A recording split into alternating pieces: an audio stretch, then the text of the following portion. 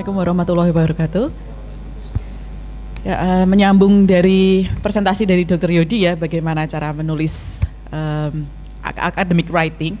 Jadi sebetulnya apa sih yang mau kita tulis itu nanti akan sedikit kami jelaskan melalui introduction of journal sections ini. Jadi tidak selamanya karya tulis atau artikel itu adalah suatu hasil dari penelitian kita, tapi ada berbagai macam bentuk artikel yang dapat kita buat untuk kita submit ke international journal.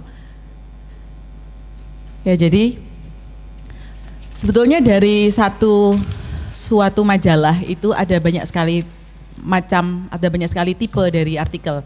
Ini bisa sebuah editorial, bisa sebuah original articles, bisa sebuah artikel review, short papers atau kita sering mengenalnya sebagai brief communication.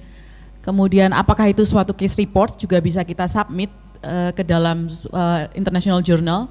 Kemudian korespondensi, bisa juga sebuah personal view atau opini, dan ini adalah suatu bentuk artikel yang lain. Nanti kita jelaskan satu persatu. Biasanya dia merupakan suatu short review ataupun bentuknya kritik, di mana apabila satu majalah ini memiliki beberapa original artikel, ini bisa merupakan dua atau tiga highlight yang ditekankan supaya istilahnya jurnal itu memiliki topik yang menarik untuk dibaca oleh pembaca ya atau konsumen. Kemudian bisa juga merupakan deskripsi singkat dari subjek, dan ini bukan suatu full review tapi lebih memberikan atensi khusus, apakah itu suatu inovasi tertentu ataukah itu suatu hasil dari penelitian tertentu yang merupakan inti dari original article. Nah, jumlahnya biasanya ditentukan oleh editor, dan yang menulis ini adalah editor itu sendiri atau beberapa ahli yang diundang oleh editor untuk menulis editorial. Tentunya yang berhubungan dengan topik dari original research. Ini adalah contoh editorial ya, misalnya saya sendiri nggak kelihatan, mungkin mohon maaf terlalu kecil. Ini ada beberapa, sehingga ketika kita membaca editorial itu kita kemudian menjadi tertarik untuk membaca secara penuh dari majalah ini.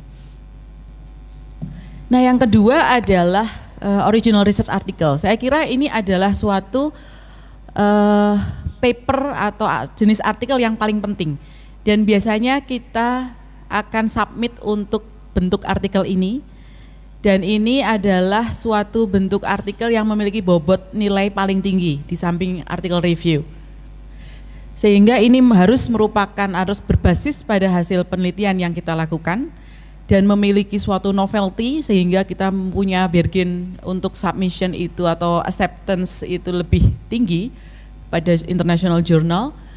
Kemudian dilakukan dengan dasar metodologi yang paling pas untuk topik yang akan kita ambil. Kemudian kita juga harus melakukannya dengan berbasis pada analisa statistik yang mendalam, sehingga nanti interpretasinya pun itu betul-betul menggambarkan hasil dari penelitian. Ya, dan kesimpulan dari original research article ini dia didukung oleh data-data yang kita berikan. Nah, mungkin tadi sudah dijelaskan sedikit oleh Pak Yodi bahwa original article itu biasanya ada strukturnya, yaitu yang pertama abstrak. Apa sih yang kita lakukan dalam penelitian ini? Secara garis besar ini kita masukkan dalam abstrak. Hanya abstrak ini biasanya kita tuliskan paling akhir ketika kita sudah selesai menuliskan seluruh konten dari original research article tersebut, dan kita bisa membuat ke summary. Kemudian introduction, di sini adalah berisi apa sebetulnya masalah dari topik penelitian yang kita ambil itu sendiri. Kemudian material dan methods ini berisi pada bagaimana kita menyelesaikan masalah yang kita pikirkan itu penting.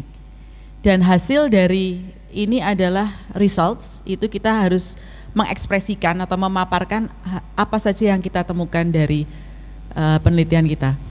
Kemudian interpretasi akan kita masukkan pada poin diskusi, dan juga selain interpretasi dari hasil, kita juga dapat mendiskusikan pro dan cons dari hasil kita tersebut. Ya, kita masukkan dalam diskusi. Kemudian acknowledgement.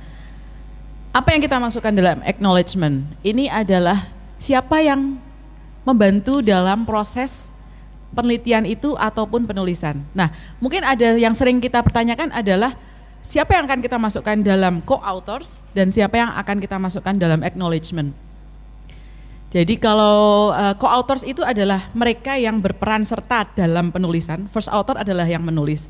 Kemudian co-authors adalah yang berperan dalam proses penulisan, mulai dari proses penulisan proposal, pelaksanaan, kemudian sampai dengan proses penulisan manuskrip itu sendiri.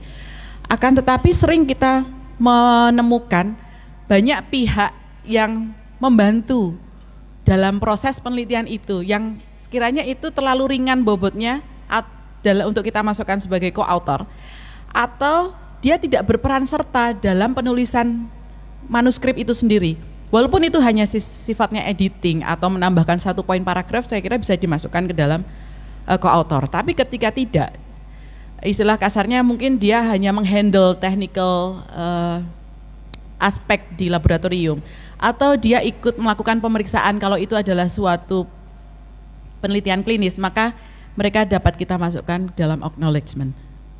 Kemudian berikutnya adalah literature cited, ini adalah referensi ya, dan yang ekstra informasi apabila ada misalnya informasi-informasi mengenai proses penelitian itu dapat kita masukkan pada appendix. Nah ini contohnya, misal original article itu betul-betul suatu hasil dari penelitian yang kita lakukan, dan mungkin nanti pada sesi-sesi selanjutnya akan diberikan tips-tips bagaimana merumuskan atau memformulasikan judul itu supaya eye-catching tapi tidak istilahnya tidak bohong gitu ya. Jadi dia cukup menjual tapi tidak terlalu berlebihan. Marketingnya cukup bagus, itu nanti ada tips-tips tersendiri. Semua memformulasikan itu gampang-gampang susah gitu.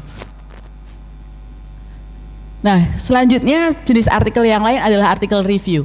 Artikel review ini merupakan suatu analisa mendalam dari sebuah topik yang kita pilih, atau hot topic itu akan lebih menjual untuk dimasukkan dalam publikasi internasional yang topiknya spesifik, dan ini melibatkan banyak sekali referensi di dalamnya.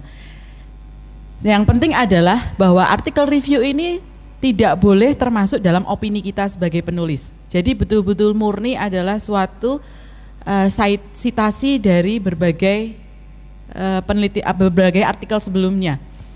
Di sini bisa kita memasukkan suatu topik yang misalnya masih pro dan cons, kemudian kita menyampaikan berbagai macam tinjauan dari banyak pro dan cons di artikel yang sudah dipublikasi. Jadi yang perlu diingat adalah bahwa artikel review ini tidak boleh termasuk dari opini kita sebagai author, dan experience personal kita tidak boleh masuk dalam artikel review.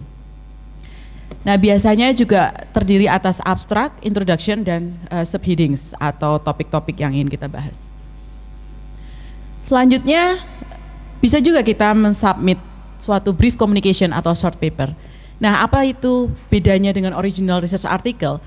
Brief communication ini dapat berisi suatu hasil penelitian yang berkualitas tinggi, ataukah dia suatu hasil dari pilot study yang berkualitas tinggi yang kira-kira nanti akan memiliki implikasi besar ke depan, akan tapi kita memiliki proyeksi bahwa banyak orang melakukannya dan ini sangat kompetitif, sehingga istilahnya kita mau dulu-duluan untuk memasukkan.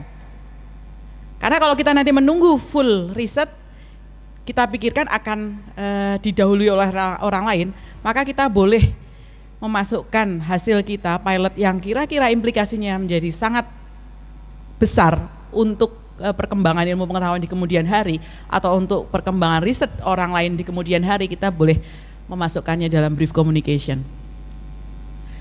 Biasanya juga tidak akan lebih dari 3 halaman, dan tabelnya atau figurnya mungkin tidak lebih dari 2. Dan pada brief communication ini untuk detail methods, materialsnya biasanya akan berupa online, jadi tidak dimasukkan dalam print. Dan brief communication ini juga peer review, sehingga membutuhkan kualitas yang cukup baik. Salah satu contoh majalah yang paling banyak mengeluarkan brief communication adalah mungkin Biochemical and Biophysical Research Communication. Jadi isi dari majalah ini adalah hasil-hasil penelitian yang dilaksanakan dalam jangka waktu pendek. Hasilnya mungkin tidak terlalu banyak, tapi dia memiliki impact yang cukup kuat untuk di kemudian hari. Jadi ini yang dibutuhkan adalah very rapid dissemination dari hasil penelitian kita. Kemudian case reports.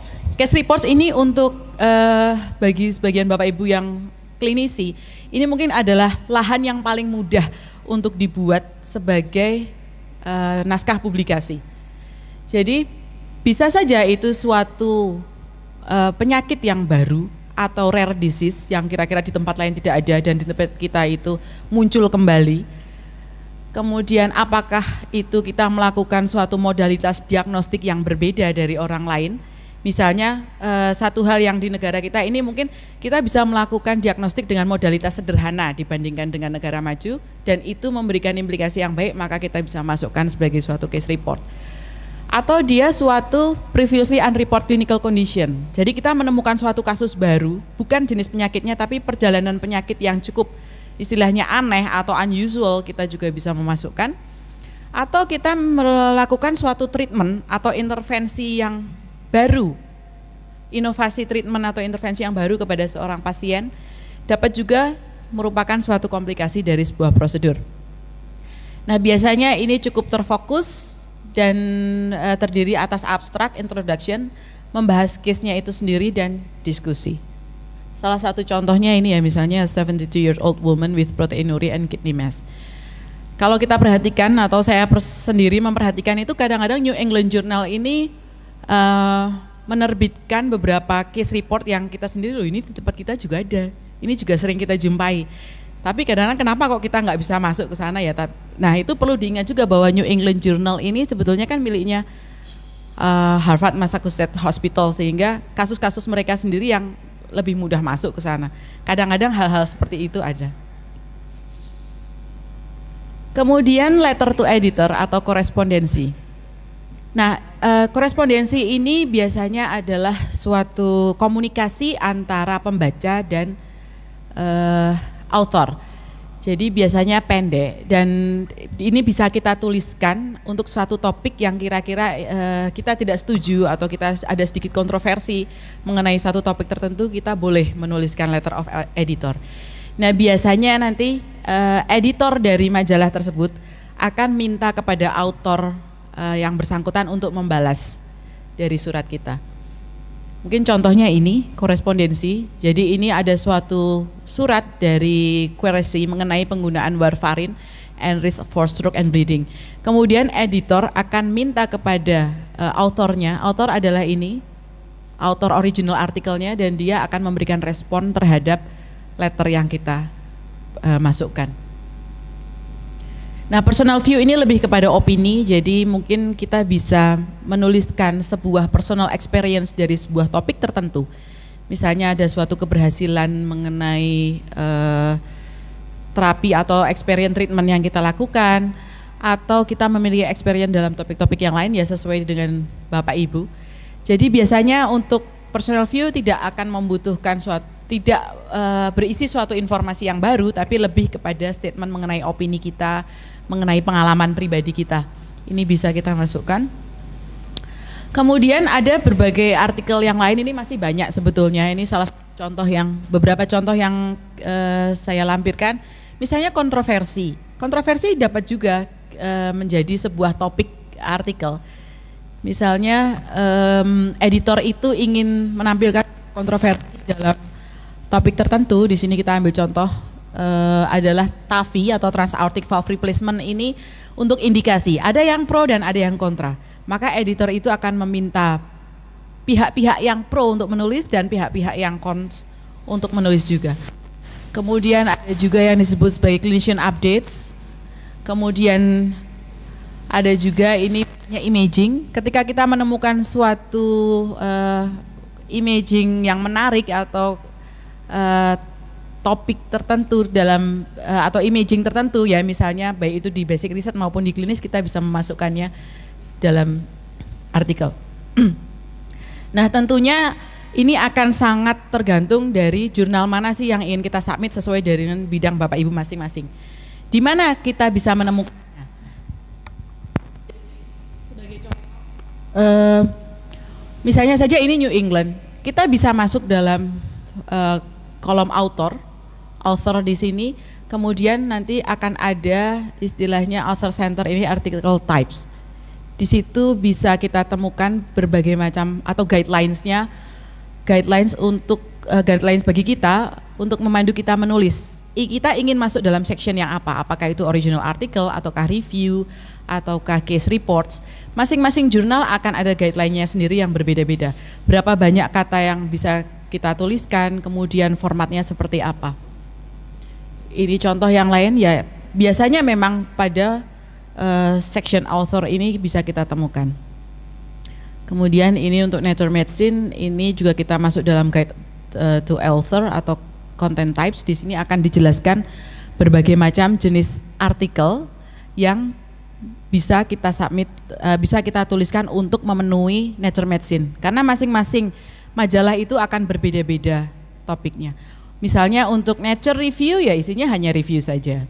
Untuk BBRC tadi mungkin hanya brief communication saja, seperti itu. Ya, jadi take home point-nya adalah seperti yang sudah disampaikan Pak Yodi bahwa basic paper structure itu adalah introduction, method, result, and discussion. Tapi kita juga harus tahu bahwa know the various paper types. Apa yang akan kita tuliskan itu nanti tergantung dengan format masing-masing.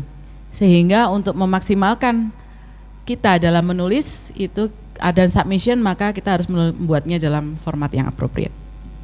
Terima kasih. Wassalamualaikum warahmatullahi wabarakatuh.